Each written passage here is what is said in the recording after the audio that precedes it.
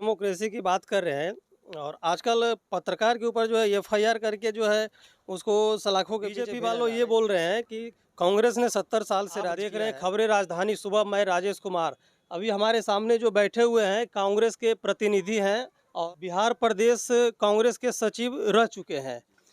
Sir आए हुए हैं अभी गोपालपुर संपतचक में, तो मैं इनसे बात करना चाहता हूँ। सर पहले अपना परिचय दीजिए। जी, मुझे नजमुल हसन नजमी नाम है हमारा। मैं फुलवारी प्रखंड में से प्रदेश प्रतिनिधि हूँ कांग्रेस का, और इसके पूर्व जो कमेटी थी उसमें सेक्रेटरी रहा था, सचिव था। सर ये बताइए यहाँ आने का मुख्य कारण क्या है आपका? मुख्य कारण तो आप भी अवगत होंगे, ये तो हमारा घर है। फुलवारी चंपतचक तो पहले फुलवारी में था, मगर ये राजनीति तौर पे जो पूरे बिहार में ही नहीं पूरे विश्व में ही देखा जा रहा है कि माननीय राहुल गांधी जी के साथ कैसा व्यवहार किया गया है। सोशल मीडिया पे और अखबार हो या टीवी हो, एक बात चल रही है कि राहुल गांधी जी को 2 साल का सज़ा किया गया था और उनको जो है सदस्यता भी जो है समाप्त कर दिया गया है।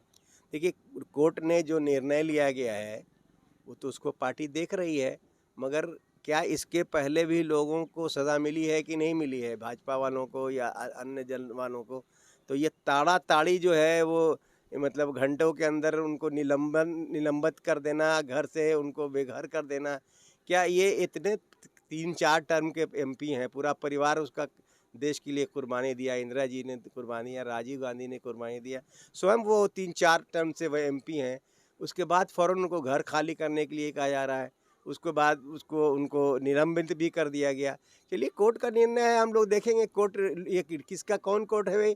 तो वो मजिस्ट्रेट साहब का ऑर्डर है। ऐसा तो नहीं है, 2024 में लोकसभा का चुनाव है, तो कहीं सरकार डर तो नहीं रही है राहुल गांधी जी से? ये तो आम जनता यही कह रही है कि राहुल जी की हवा चल गई। राहुल जो नौजवानों की आवाज़ उठाया, उन्होंने बेरोज़गारी का आवाज़ उठाया, किसानों का आवाज़ उठाया, भाईचारगी का आवाज़ उठाया।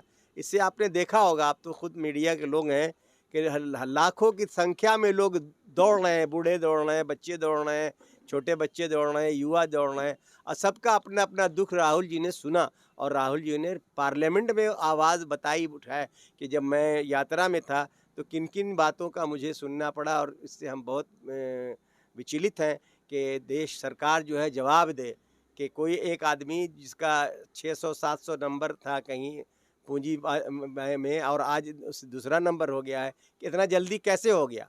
तो इसमें सरकार को जवाब देने में क्या होता है? सरकार से अगर विपक्ष सवाल करे तो जवाब देने 2024 में किस तरह से जो है मैप बनाया गया है इलेक्शन के लिए? ये तो बीजेपी वाले बताएंगे उन्होंने कैसा किया है।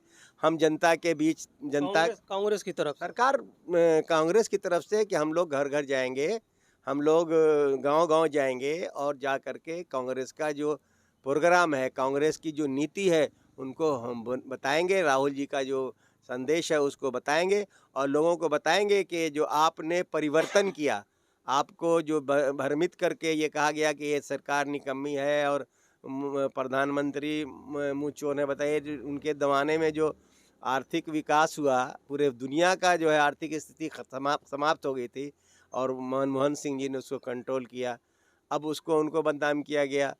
आपने कहा कि हम 15 लाख रुपया ला के दे देंगे, आपने कहा कि बेरोज़गारों को रोज़गार देंगे, किसानों के उनकी जो उपज का मूल्य सही देंगे। तो आज किसान इतना बड़ा आंदोलन क्यों किया? आपसे तो कोई व्यक्ति झगड़ा किसी का नहीं है। आपसे तो राहुल जी केवल ये प्रश्न पूछ रहे हैं कि आप सरकार का दायित्व होता है।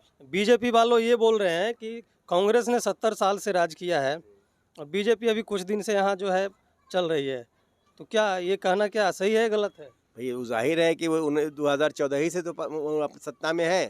इसके पहले 6 साल के लिए माननीय अटल बिहारी जी के नेतृत्व में सरकार बनी थी। तो ये कहते हैं कुछ नहीं किया। भाई, कोई भी परीक्षा होती है, बच्चा परीक्षा हो देता है तो साल भर पढ़ता है, तब उसका परीक्षा फल आता है। तो इतने दिनों तक कांग्रेस कुछ नहीं की। अरे, कांग्रेस ही ने सब कुछ किया। जब देश आज़ाद हुआ था तो क्या था? कुछ नहीं था। अब नए सिरे से आप पूरे तब आप इनको जवाहरलाल नेहरू जी को कहते हैं कि वो कुछ नहीं किए, तो राजीव जी को कुछ नहीं कहते हैं, कुछ नहीं किया, तो आप जो किया वो तो बता दीजिए क्या किया। आप कांग्रेस का जो कार्यक्रम था, कांग्रेस ने जो कार्यक्रम किया बनाया था, आप उसी को अमल कर रहे हैं, उसी पे अमल कर रहे हैं। हमको दुख तो ये लगता है कि हमारा जो भारतवर्ष, महान भारतवर्ष है, जो यहाँ एक प्रजातंत्र है, यहाँ डेमोक्रेसी है, डर लग रहा है कि और हमारे पड़ोसी देशों में जो डेमोक्रेसी का खून बहाया जा रहा है, ऐसा नहीं कि हमारे देश में भी तो ऐसा नहीं होगा। दूसरे देश में, हमारे पड़ोसी देश में होता है कि एक सरकार जाती है तो दूसरे जो सरकार आती है उसके जो पहले सत्ताधारी लोग तो उनको जेल में डाल देता है, तो किसी को फांसी चढ़ा देता है। हमारा देश वैसा नहीं है, हमारे देश का वैसा संविधान नहीं है, हमारे देश के लोग वैसे नहीं हैं। हमारे यहाँ एक डेमोक्रेसी का एक सिस्टम चला रहा है और उसका एक संविधान है।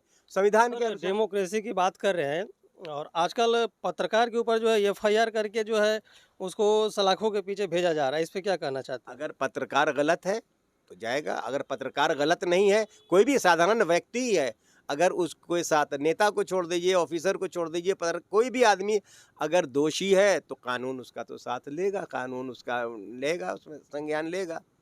और निर्दोष पत्रकारों को अगर उनको अरेस्ट किया जा रहा है तो ये गलत है, सरासर गलत है, ऐसा नहीं होना चाहिए।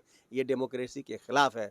ये डेमोक्रेसी का तो पत्रकार जो है एक वो आपके स्तंभ है। वो यहाँ के जनता जो भी है, नागरिक है, उनको क्या कहना चाहते हैं? हम इनसे आग्रह करेंगे कि आप लोग देश के अच्छे नागरिक हैं, आप लोग वोटर हैं, आप वोट देते हैं, समय समय पर आपके वोट से ही सरकार बनती है, जनता जाएगी नहीं। आप एक माध्यम है, आप समय समय पर आप गांव में घूमते हैं, इनसे पूछते हैं कि भाई आपके क्या क्या प्रॉब्लम्स है, तो ये अगर अपने प्रॉब्लम्स बताएं, अपने समाज का प्रॉब्लम्स बताएं, अपने चिकित्सा का क्या हाल है, रोड का हाल क्या है, शिक्षा का क्या हाल है, तो इसकी आवाज़ सरकार तक तो पहुंचाए, चाहे वो अपोजिशन पार्टी पहुंचाएगी या फिर पत्रकार पहुंचाएंगे। तो ईमानदारी से जब उनके पास कोई आवाज़ जाती है तो उनको तो सुनना चाहिए और उसका कुछ तो सॉल्यूशन निकालना चाहिए। यहाँ बहुत सारे जो है कार्यकर्ता बैठे हुए हैं, थोड़ा कैमरा दिखाइएगा इधर। स्थानीय जो है उनको क्या, आपको क्या पोस्ट दिया गया है सर? आपको प्रखंड अध्यक्ष, कांग्रेस के प्रखंड अध्यक्ष आपको बनाया गया, क्या नाम है आपका? पिंटू पासवान। आप क्या कहना चाहते हैं, ये बताइए। हम जनता से यही कहना चाहते हैं कि जितना मोदी जी बोल रहे हैं वो सब गलत बोल रहे हैं। जो कांग्रेस पहले कर दिया है वो मोदी जी कभी नहीं कर पाएंगे। चलिए, आपका नाम?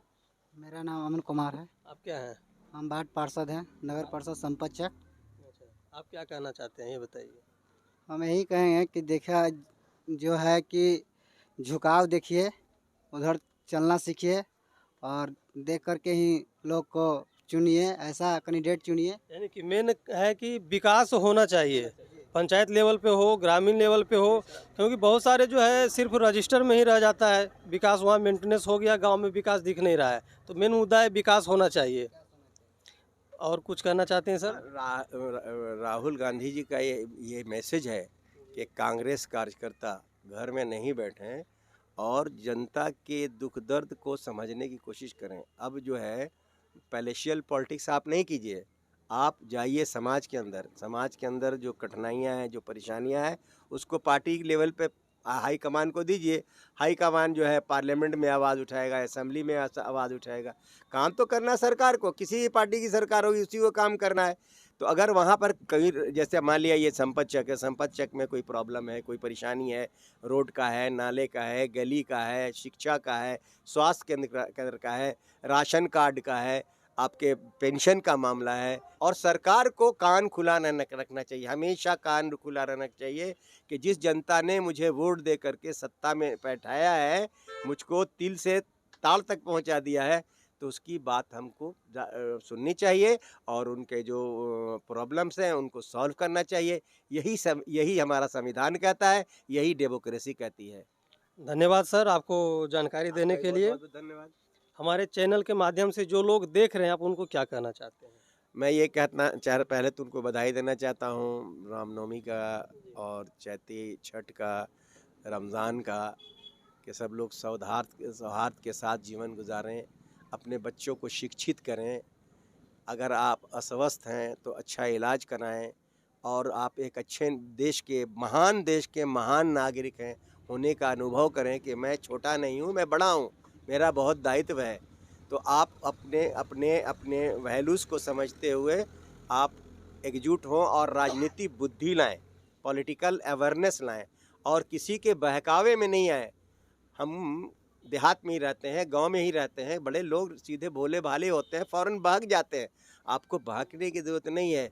आप गंगा को कोई ब्रह्मपुत्रा कह दे तो मत मानिए, ब्रह्मपुत्रा अलग है, गंगा अलग है, गंगा जी का अलग है, ब्रह्मपुत्रा ठीक है, ब्रह्मपुत्रा भी गंगा में आ गए, गंगा भी आके ब्रह्मपुत्रा जी में मिल जाती हैं।